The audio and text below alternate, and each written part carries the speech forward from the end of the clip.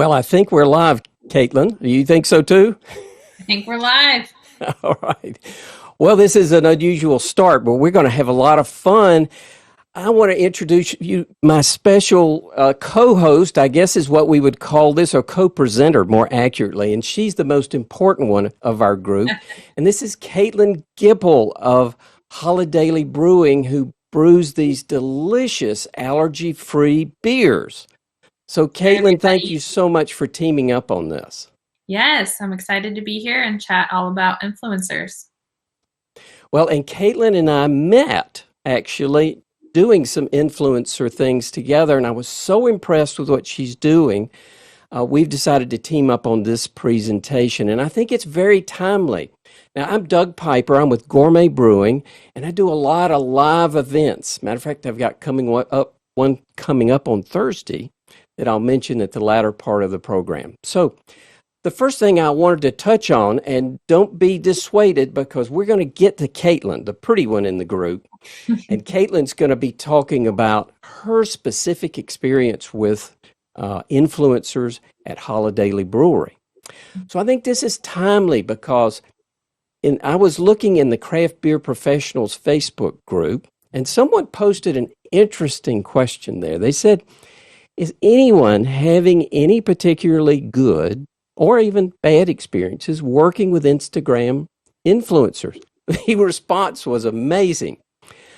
They had 13 likes, 53 answers, 249 comments, 12,000 words, and I printed it out. It was actually 50-page written. Now, I'm not going to take everybody through this because I really want you to hear what Kaitlyn's got to talk about. But I did want to kind of shape a little bit about what some of the perspective seems to be, which is probably partially right. Influencers are there just to show a picture of your beer, to show off their body, and all they're doing is getting more followers. Another comment. It is a waste of time and money to use influencers on Instagram because influencers just want free, free, free. Another one said, I advise friends and industry peeps against influencer marketing. Another said, influencers can buy fake followers, so you can't depend on the stats. And I think the best one of all is, they're not influencers, they're attention whores. Well, I'm sure there's an element of truth and bad experiences that everyone has had. But recognize, we all know we're in a digital revolution, and certainly the past year has proven that.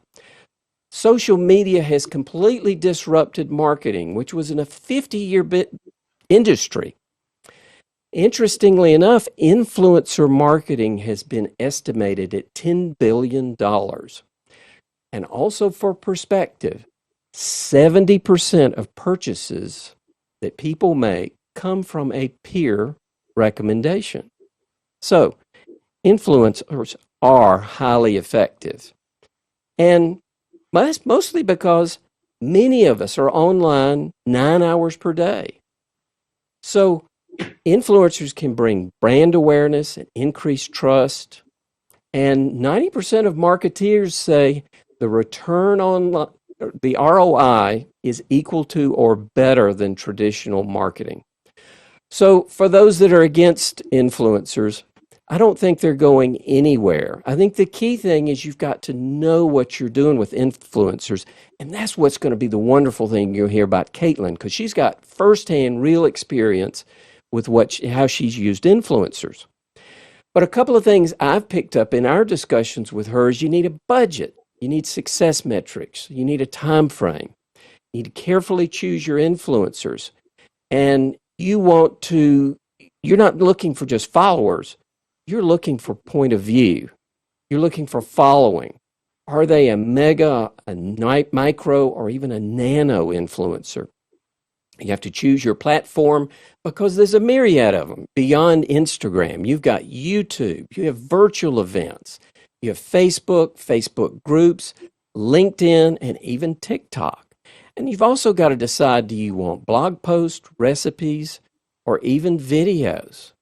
So now, Kaitlyn, we've had a lot of good discussions on how you've utilized influencers. And while I think you use Instagram, you use a number of other platforms such as blogging and podcasting, right? Yes, that's correct. Yeah. And I think a lot of people forget about other platforms besides just Instagram. Well, would you share more? Yes. So let's dive into it. Thanks, Doug, for kicking us off, and thank you, everybody, for being here. As Doug mentioned, I am the marketing manager for Holidaily Brewing Company.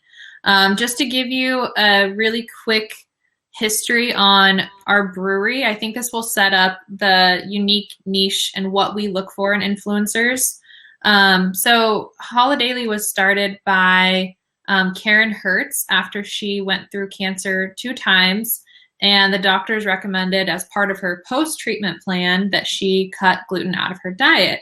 Well, at the time she was working for Coors, and beer was a big part of her life. And so she was determined to figure out if there were beers that she could enjoy. So she tried some out on the market and just really was underwhelmed with the quality and the flavor of the gluten-free beers on the market. So she decided to dedicate years of researching and testing and recipe development, and in 2016 opened up a 100% gluten-free brewery. So I say all of that because I know that each one of you have your own unique niche that will directly influence which bloggers you work with. So it's important to keep in mind what you're known for, what you really want to convey to customers, and who you are so that you can find the right fit of an influencer for you. So why consider influencers as part of your overall marketing strategy? I think, as Doug alluded to, there can be really bad experiences and really good experiences. And when you find the right influencers to work with, it really can be so beneficial for a number of reasons. One, like Doug mentioned, is people are wanting to make purchases based off of recommendations. And a lot of influencers have a strong community that trust them. They've built the trust. They're not going to promote just anything. You can really tell that they vet products, that they really only share what they love. And so that's a big benefit. Another benefit is it broadens the reach of what you're able to reach on your own, and it personalizes your brand. So if you're really wanting to share your brewery and your beer in a unique way, this can be a really good way to do that. And it also works with a variety of budgets. Breweries obviously range quite a bit in their size and their budget.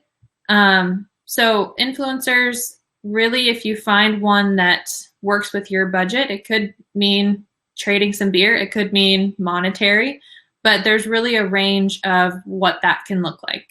And then lastly, it's fun for us at the brewery to work with influencers, and it's also fun for our consumers and our followers online.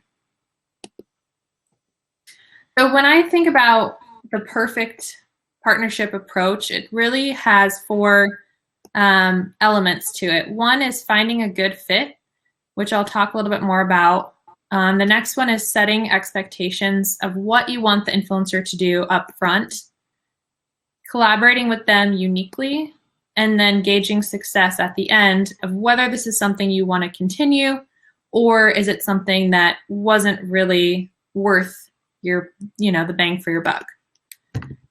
So the first is finding a good fit. And I think this is really just about being present online.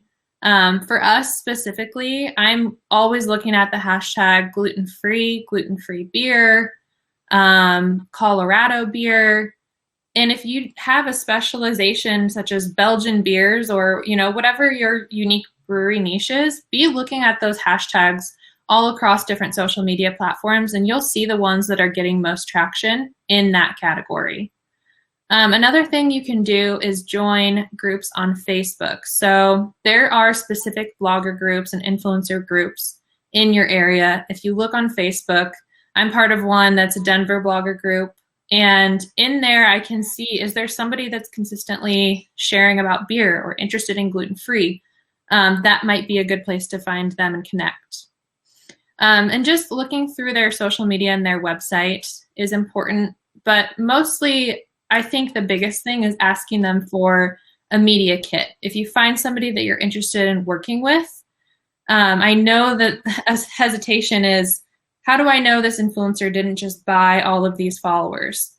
Well, if they can give you a media kit that talks exactly about what they know about their audience, some demographic information, some psychographic information from surveys they may have done, that really tells you that they know their audience, they're interacting with them, and that their audience really consists of real people who want to hear what they have to say.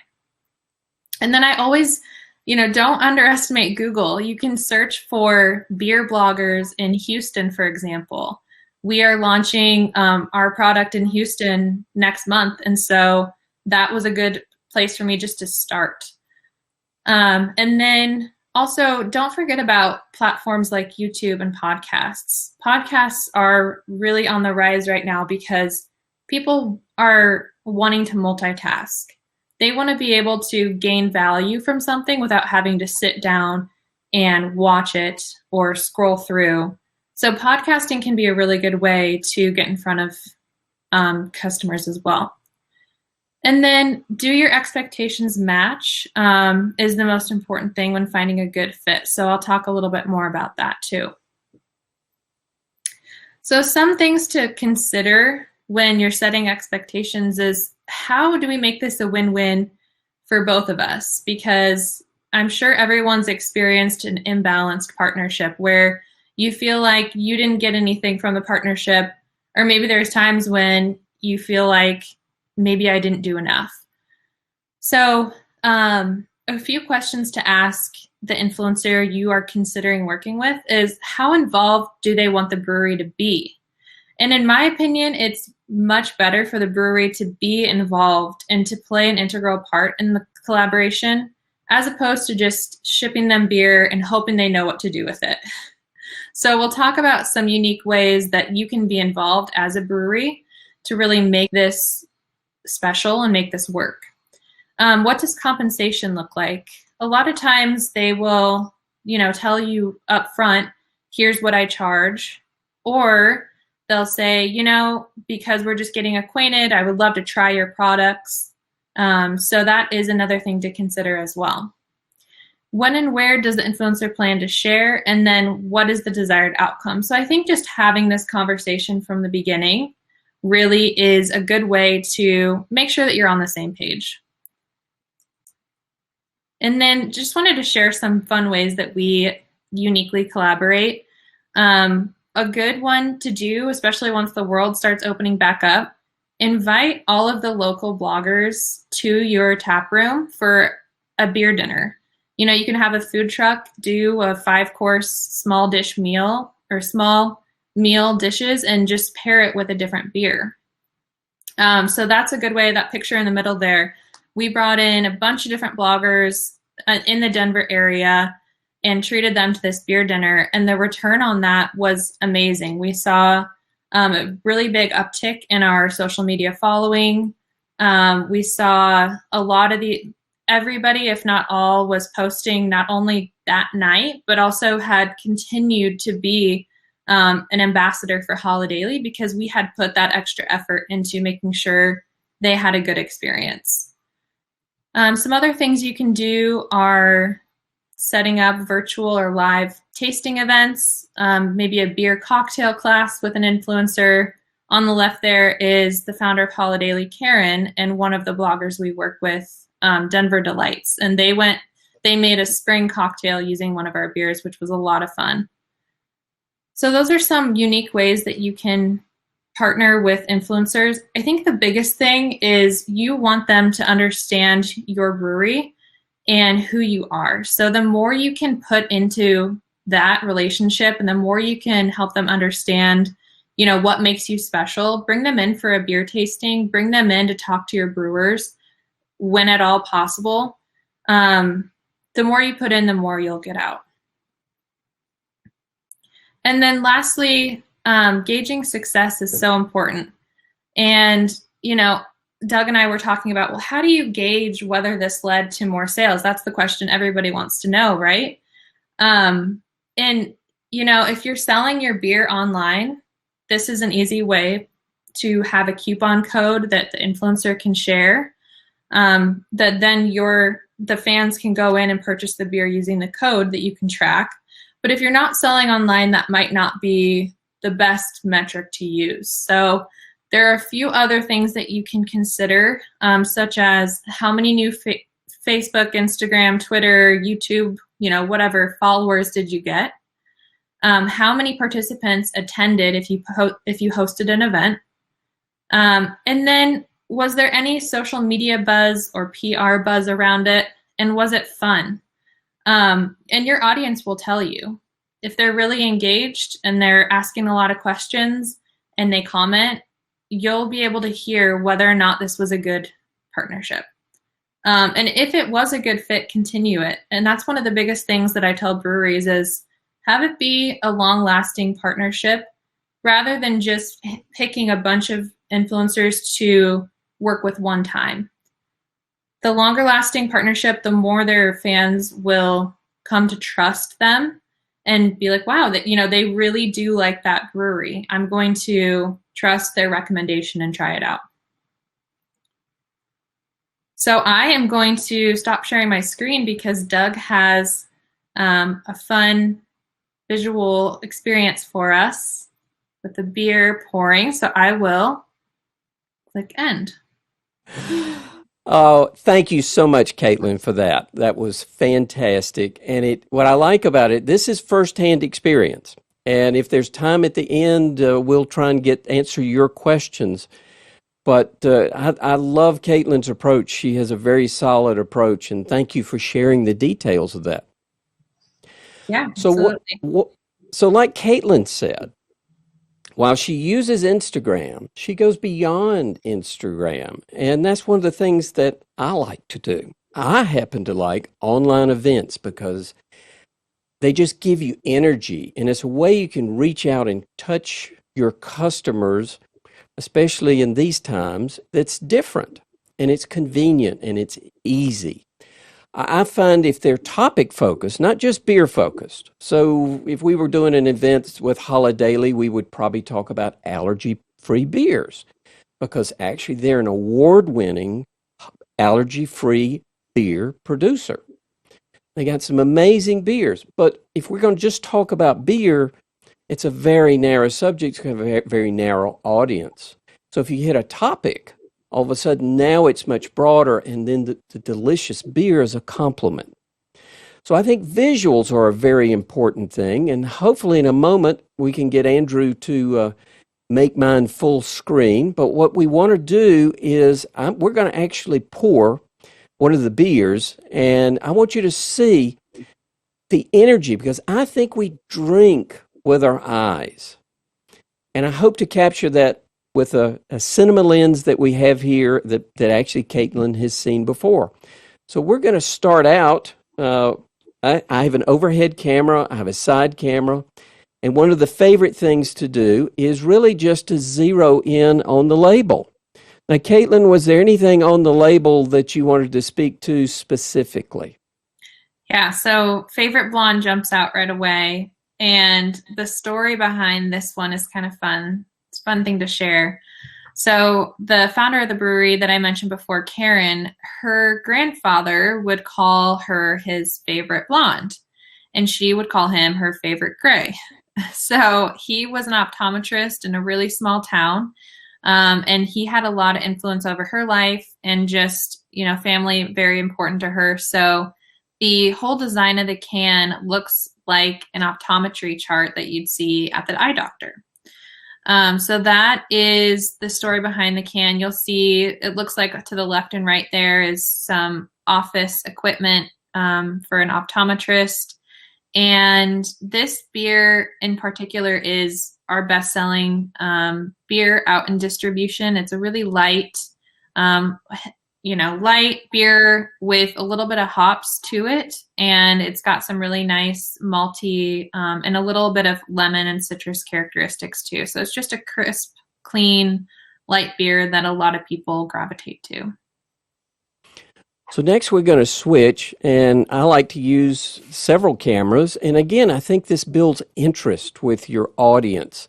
They like to see the various angles and see things change up and be interesting. So Kaitlyn is going to literally unpack this beer while I'm quiet and try and do a beautiful pour without spilling it.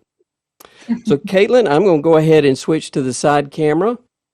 Hopefully Andrew will switch us over, and perfect. There we go.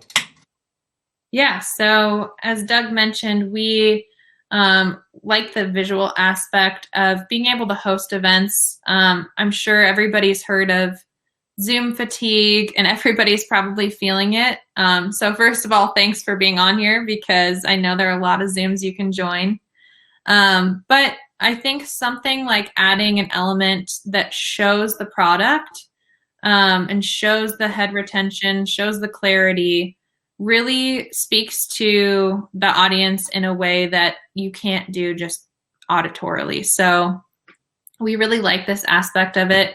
And then something else fun that we like to do at Holidaily is show the grains that we use to brew the beer, because a lot of people don't know what makes beer gluten-free. So we'll actually show the buckwheat and the millet grains that we brew with.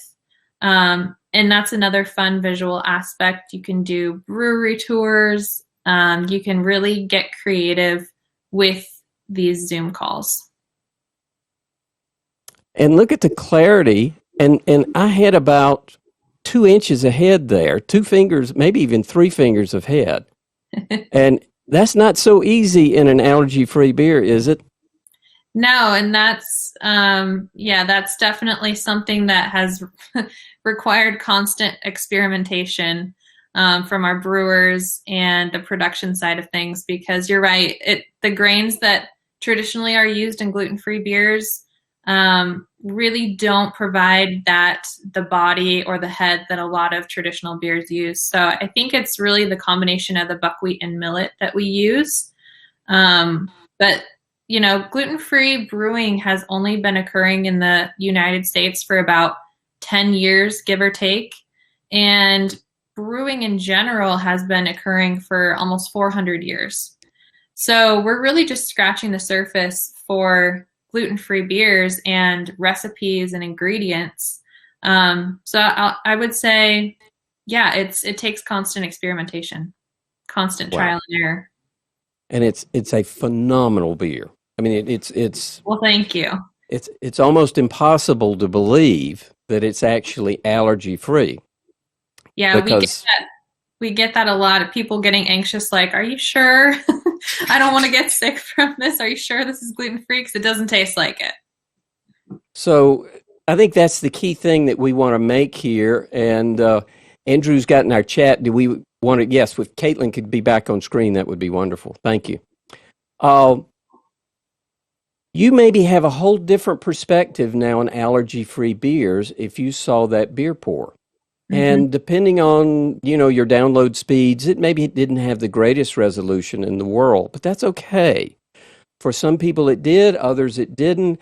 The wonderful thing is now I will provide to Kaitlyn actual recording of this video, and it will be a local copy. So the video will be full 4K video for her. And this is a tremendous asset, because this is something now that she can put on her website. It's ways she can send it out on Instagram.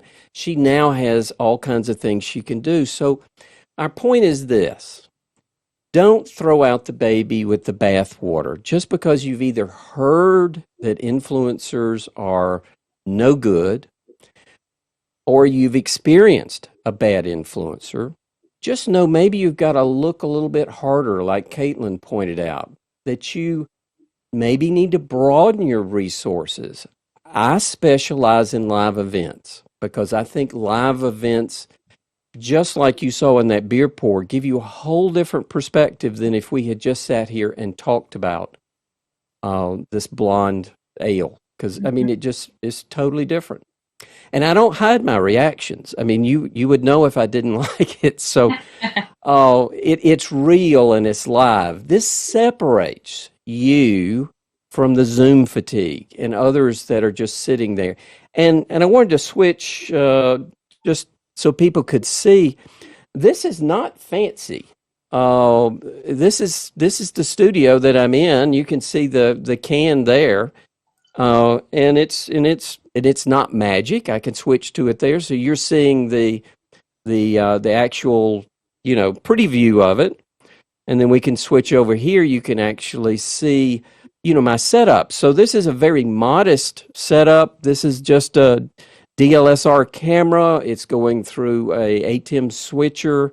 It does have a extra good lens on it, so we can get some nice visuals. And I'm happy to show people how to do this. It is not hard, but I'm also willing to help you if you've got an opportunity. And so I use these in live events. Matter of fact, I have one coming up Thursday, if anybody's interested. Thursday at 7 p.m., we're going to be talking about saisons with some of the best experts that are out there. We're going to have Gordon Shuck from Funkworks and Stephen Powell's from Boulevard, and we'll be tasting Tank 7, and we're going to be tasting the Saison from Funkworks, and we're going to be tasting a Saison DuPont and talking about the differences. We'll do it all on camera, and these breweries will now have this video. So, yes, you might hate Instagram influencers because of how they dress or don't dress.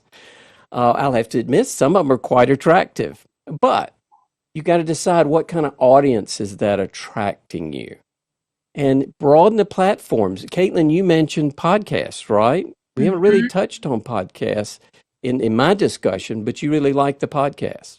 Yeah, we do. And I like it because, there's two routes you can go. You can either pay for ads on a podcast, or you can reach out to the host and see if it might be a good fit for somebody on your brewery to be a guest on their podcast. And I like going that route because I think that, it's not something people want to fast forward through. They want to listen. They're tuning in just to hear about this topic.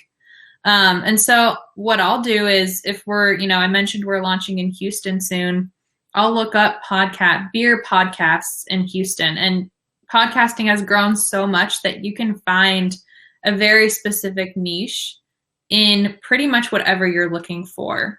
So look for things like, beer or brewery podcasts.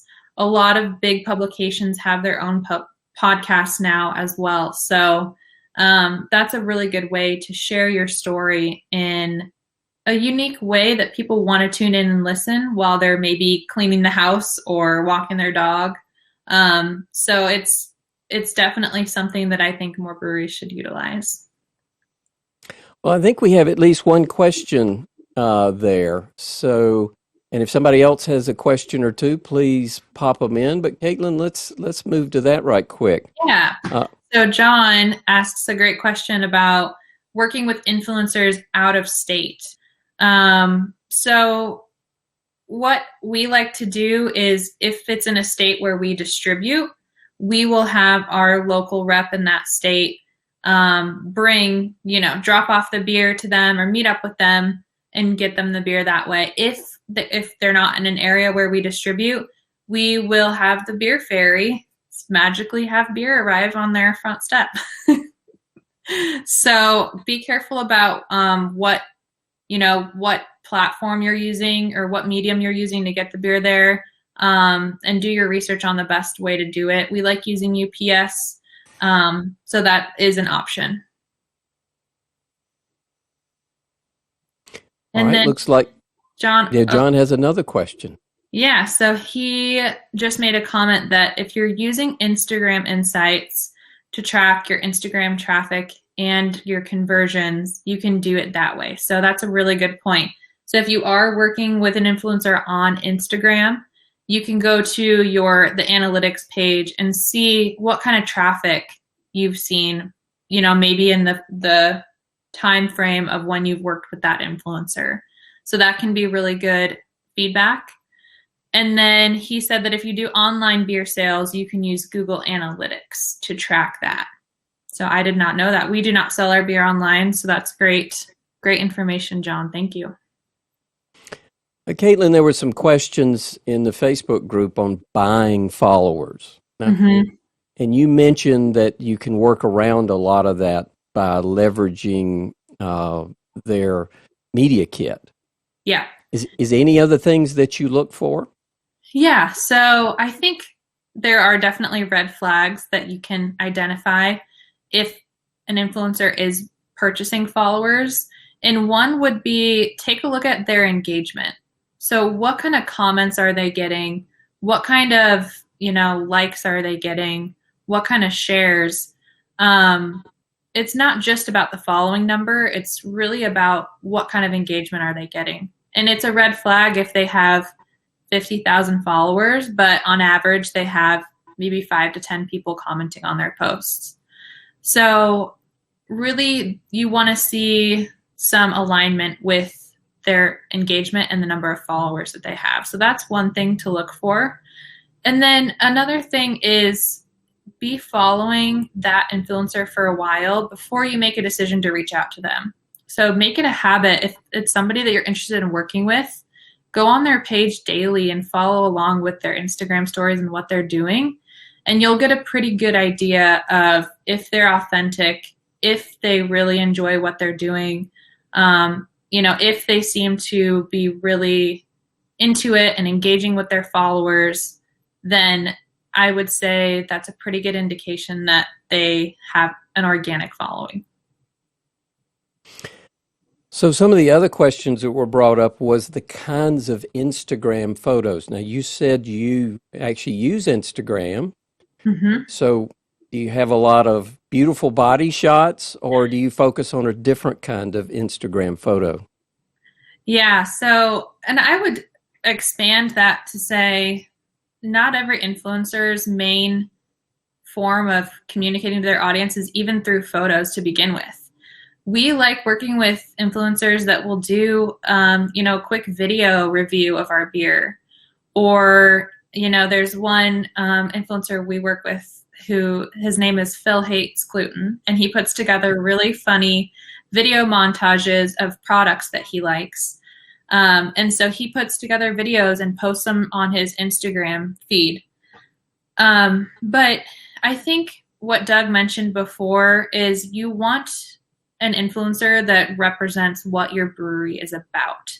So if they're consistently posting photos that you wouldn't post on your own feed, they're not the best influencer to work with.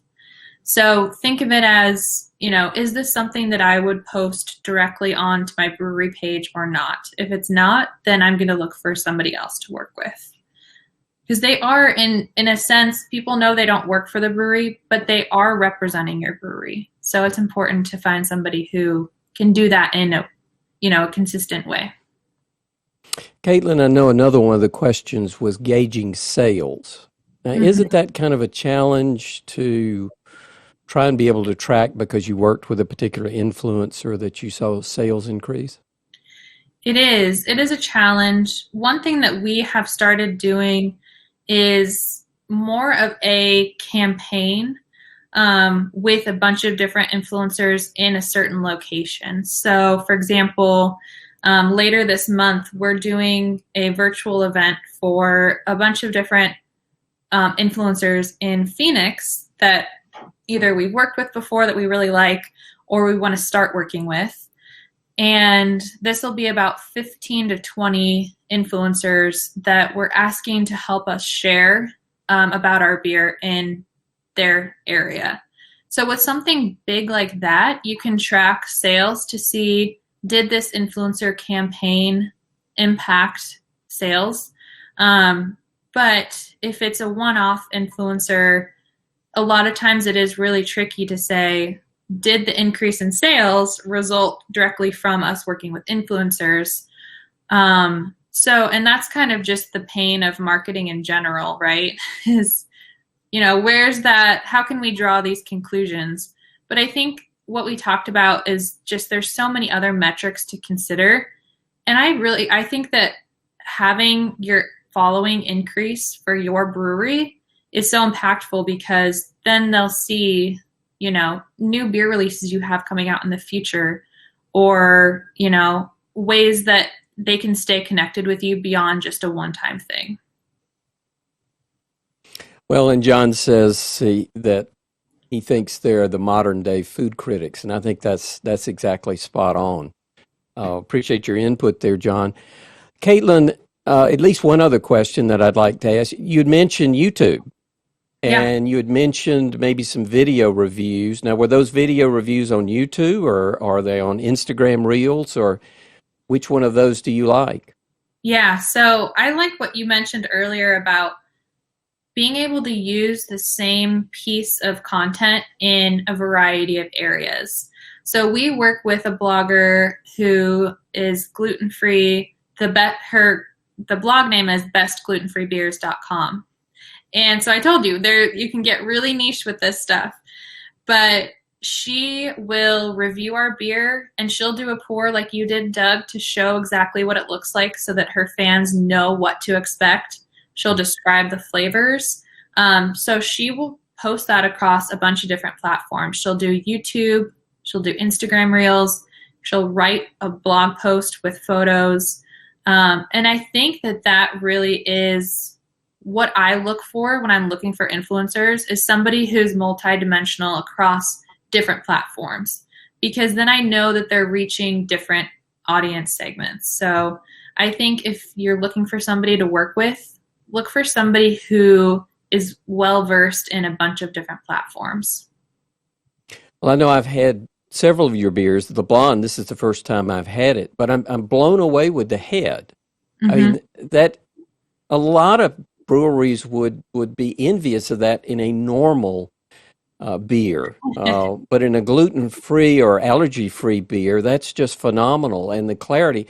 So I think, again, that's the importance of the video side of things and the live aspect of it, because if you pour it and there's no head, there was no magic. I mean, you watched me pour it, you watched me taste it. That gives you a whole different perspective than watching something that's re-recorded or recorded and just played back. Yeah, you're so right. I think people are craving that raw footage too. They, so much of what we consume is highly edited that it's hard to distinguish fiction from reality sometimes. And people just want to pull back the curtain and see the behind the scenes, which is another reason why I love doing, Instagram lives that show a brew day, or, follow a brewer for a day and see behind the scenes of your brewery. The more you can show people who you really are and, pull back the curtain, I think the more they're going to trust your brand. Well, and that's why I'm showing this particular image, because again, there is nothing. The lights came from Costco. The large monitors came from Costco. Actually, the PC came from Costco. I'm a Costco member, in case you hadn't guessed. Sponsored by Costco. Right, but I'm just saying, all these things, none of this is particularly fancy, but if you put a little effort into it, you can get some phenomenal images. And but you have to practice. I mean, I have to clean the glass properly, so my Cicerone friends won't criticize whether I had beer clean glassware. Exactly. But I think that's an important aspect of it. So what's your favorite repurposing? Because I'm big into repurposing, and I know Andrew is big into repurposing, because I know he converts these into podcasts, or many of his programs. I assume he'll put these into podcasts. The replays will be on YouTube. He'll probably have them on the Facebook site. What's your favorite place? Or, if you had to pick 2 or 3 places to repurpose, let's say the beer pour. I'll send you that. So where would you use that video? Yeah, so if an influencer were to send me some content to share, I would, depending on, who the target audience is, for this, because it's geared toward other breweries, I'd probably put it on LinkedIn, because that's where we can connect with a lot of fellow breweries and, reach them that way. But if it was a beer pour for general audience, I think either way, you could still have it be applicable to general audience. So I would do an Instagram video, and then I would also probably do a link on our press page to a video that explains, a beer review. So I would probably utilize as many channels as I could where it fit. And John says, most people don't realize the power of repurposing. Yeah, you're so right, John, because, if we were to just utilize the one-time event, think of all the people that we're missing that, learn best on other platforms. Some people really enjoy the audio aspect, and so podcast is their main source of information. Some people are so visual that they like YouTube, and some people like reading blogs. So you're right. It's repurposing it really can help you reach that many more people. Well, and I like how you divided up the platforms. I'm a big fan of LinkedIn also, but it's for the professional side of things. Mm-hmm. It's the professionals in the business, not necessarily the consumers, although there are plenty of consumers there. But knowing your platform and knowing what's your particular influencer that you're talking to, that's their strength, because actually LinkedIn is one of my strengths. Live events is one of my strengths.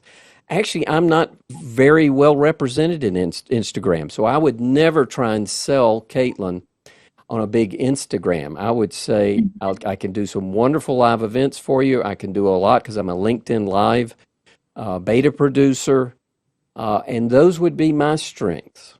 Yeah. And YouTube. Yeah, no, that's a good point too. Just because all the platforms exist doesn't mean you need to be well-versed in all of them. I do think using a variety is helpful, but know what your strengths are and which platform works best for you. You won't see us on TikTok, so that's not and one. You won't see me writing. I will do video. Oh, well, Kaitlyn, this is so fun. I'd love for you to just kind of wrap things up. Yeah. Because I think we're almost at the top of the hour, and Andrew's going to cut us off either ceremoniously or unceremoniously. But as a brewery, what do you think of, using influencers?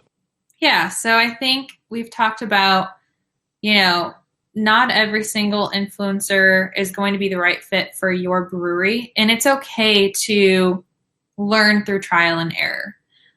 Don't think of it as a huge waste if it's a dud and you didn't get what you wanted out of the partnership. Just move on to what you learned from it and what you're going to look for in the next influencer. I do think, like Doug said, influencers aren't going anywhere. People are really trusting them for their purchasing decisions. So if you can tap into their expertise and their circle, I think it can only benefit your brewery. And Kaitlyn, cheers. This is one fine blonde. This is just awesome. I love it. And again, just blown away that an allergy-free beer could be this delicious. And it really encourages me because actually my daughter-in-law has a sensitivity to gluten. That's right. And so she's had a few of these, and it was phenomenal. She hadn't had a beer for like 5 years until she had yours. So tell her welcome back to craft beer. Cheers. Well, thank you for what you're doing at Holidaily, because as you know, it's a wonderful thing to be able to have and get access. And I can't wait till it's available in South Carolina. My daughter-in-law even more so. I'll put in a good word for you. Well, we had talked earlier about online sales, and you had said that unless you had online sales, it might be difficult to connect an influencer with a level of sales. Mm-hmm. Does Holidaily have online sales yet? We don't, no, but it's something we get asked about every day, pretty much. I'm sure. So it's something we're discussing, but at the moment, no. So if an influencer wanted to reach out to you directly, how is the best way for them to get in touch with you? Yeah, so they can just email our info email and it will get to me, because my my personal email is hard to remember. So info@holidailybrewing.com. And also, if there's one of our beer professionals out there that maybe just wants to swap notes, are you willing to do that? Absolutely. I would say same email. We had a slide with our personal emails up here, but it's no longer up. So I would say just info@holidailybrewing.com. Reach out to me. Happy to swap ideas, share what's worked for us, and continue the conversation offline. Yeah, and I would offer the same thing. I'm happy to jump online. I've done it with Kaitlyn. I've done it with others. I'll be happy to show you the equipment, the studio, give you recommendations on what you can do. And if you don't want to do it yourself, I'll be happy to help you. I've done it. I've done fundraisers. I've done anniversary events for companies. I've done new product releases. I've got one coming up with Cabot Cheese, and we're going to be talking about beer and cheese pairings. So, these are so fun when you can keep it topic focused and keep it broad enough that you can sort of understand what all the various types are. Absolutely. Thank you, everybody, for being on. We appreciate your time, and don't hesitate to reach out. Absolutely. I thank you, everybody. And if anybody's interested in learning about Saisons from the experts, Andrew was nice enough to put the link in there. Just put in bit.ly /Saison-terroir. And that is spelled TERROIR. So, bye-bye, everybody. Thank you so much. Kaitlyn, it's always a wonderful pleasure to see you. Thank you, Doug, and thanks, Andrew. Bye. Bye-bye.